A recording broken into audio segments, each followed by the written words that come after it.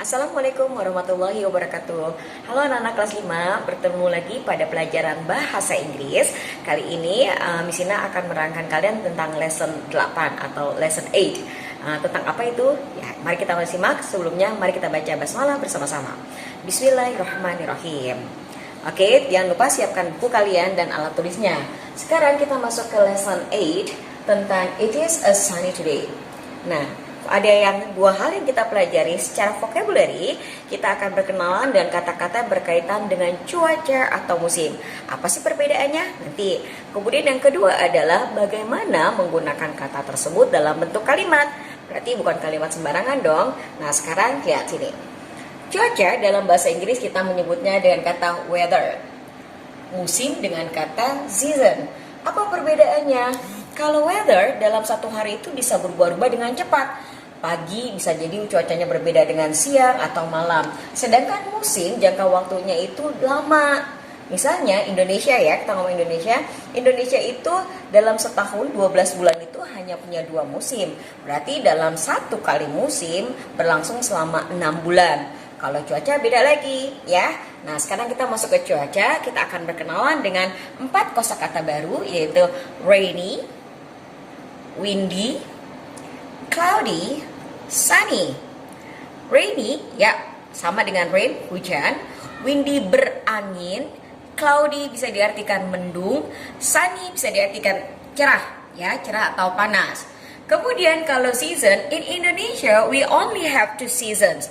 Kita punya 2 musim saja. Ada yang dry season atau musim kemarau, atau wet season atau musim hujan. Ada juga yang menyebutnya dengan rainy season. Jadi unsur rainy bisa ke weather, bisa ke season. Nah, bagaimana penggunaan kalimatnya? Look at these examples. Lihatlah contoh-contoh di sini. We usually bring umbrella in wet season. Kami biasanya membawa payung pada saat musim hujan. Ingat ya, untuk musim kata yang biasa kita gunakan untuk prepositionnya in. Ya, ini untuk musim. Bring membawa, usually biasanya, berarti dalam sehari-hari, dalam seminggu bisa aja 5 kali dia membawa payung ini. Suatu kebiasaan, jadi sudah menjadi suatu kebiasaan. Nah, kemudian yang kedua, I sometimes drink iced tea on sunny day.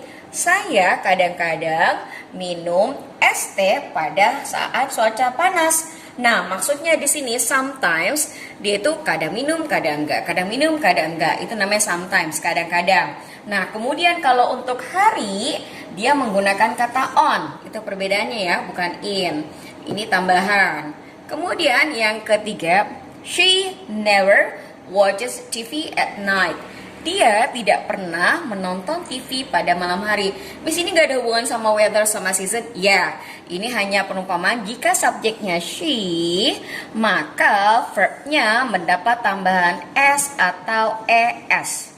Ya, ini watches. Kenapa? Karena es. Kalau yang akhirannya s, sh, x, o, ch mendapat tambahannya es. Selebihnya mendapat tambahan s jika subjeknya he, she, atau it. Selebihnya kalau I tidak perlu. Ini I tidak berubah hanya ketika subjeknya she. Kemudian kita akan berkenalan dengan adverb of frequency atau keterangan bagaimana kegiatan tersebut dilakukan, seberapa sering. Ya, ada always berarti setiap hari kalau always. Tidak pernah tidak, often sering. Ya, misalnya dalam 7 hari, kita ambilnya 7 hari lah ya. Kalau always berarti dia 100% selalu. Berarti dalam 7 hari ya 7 kali dikerjakan. Often sering. Sering bisa sekitar 90%. Ya, sering. Paling dalam seminggu bisa 6 kali. Berarti ada 1 yang tidak.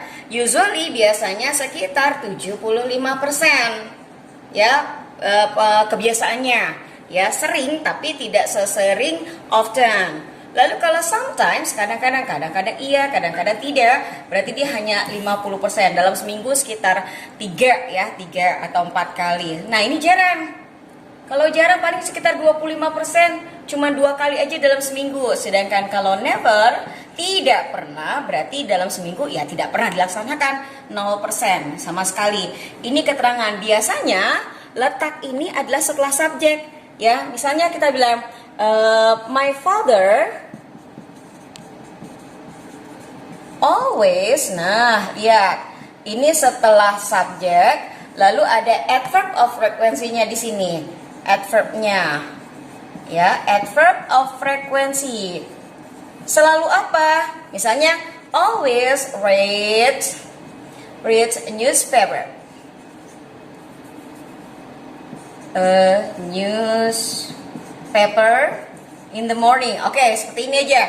Nah, ini verbnya pakai tambahan s. Kenapa? Karena my father. Pakai tambahan, ya. Jadi my father always reads a newspaper. Ya, it's quite easy. Sebenarnya ini sangat mudah sekali buat kalian. Karena kata always ini pernah Misina jelaskan sebelumnya. Jadi Misina ulangi ya, pada lesson 8 ini kita belajar tentang weather, tentang season, beberapa vocabulary yang mudah. Nanti akan keluar ya. Kita nanti ujiannya tidak hari ini, tapi nanti 1 hari menjelang pas. Ingat 2 minggu lagi kita sudah pas loh. Penilaian akhir semester. Jadi mohon dibaca, di vocabulary-nya ditambahkan. Walaupun gampang dalam bentuk Google Form, bukan berarti kalian asal-asalan. Ya, ini. Nah, sekarang untuk lebih jelasnya kalian bisa lihat di buku kalian. Di buku kalian di activity 3 ini disebutkan nama musimnya. It is sunny today. It is hot and humid today. It is a nice day today. Ini penjelasannya dan kita menentukan cuacanya bagaimana. Kedua, misalnya ini contoh ya, ini hari yang sangat cerah. Bagaimana cerahnya? Panas dan lembab. Lembab itu maksudnya kita mudah berkeringat ya. Nice day today, karena di sana senang berkeluar untuk kegiatan outdoor. Maka kalau panas itu menyenangkan ya. Kalau kemudian yang kedua, it is wet and cold today. Basah dan dingin. I have to bring umbrella everywhere. Saya harus membawa payung kemana-mana. Berarti apa musimnya? Nah, kalian sebutkan it is ... today. Hanya itu aja, ikuti polanya, tinggal diganti aja musimnya. Ini dikerjakan activity 3. Nah, kemudian activity 5. Ya, activity 5 yang ini saja. Ini udah dikasih keterangan cuacanya, hot, windy, rain, downpour. Downpour itu hujan deras. Kemudian sunny, ini bulannya. Ingat ya, kalau bulan itu menggunakan in. Contohnya, it is hot in June. June belongs to the dry season. Artinya, panas pada saat bulan Juni. Juni termasuk ke dalam bulan atau musim kemarau. Kita hanya 2 musim, dry season and wet season. Nah, kalian kategorikan. Biasanya dari bulan Oktober ke April, kita masuknya itu ke wet season. Sedangkan sebaliknya ya, dari April ke Oktober itu masuknya kita ke dry season. Jadi pelajarannya masuk ke pelajaran IPS. Nah, jadi itu aja ya. Hari ini tugasnya hanya activity 3 dan activity 5. Mudah-mudahan tidak ada masalah. Seperti biasa, di foto, kerjakan langsung di buku paket foto ke Miss Ina. Kemudian nanti hasilnya akan Miss Ina koreksi. Sampai sini dulu. Mudah-mudahan kalian paham untuk pelajaran kali ini. Sampai jumpa pada pembelajaran berikutnya. Wassalamualaikum warahmatullahi wabarakatuh.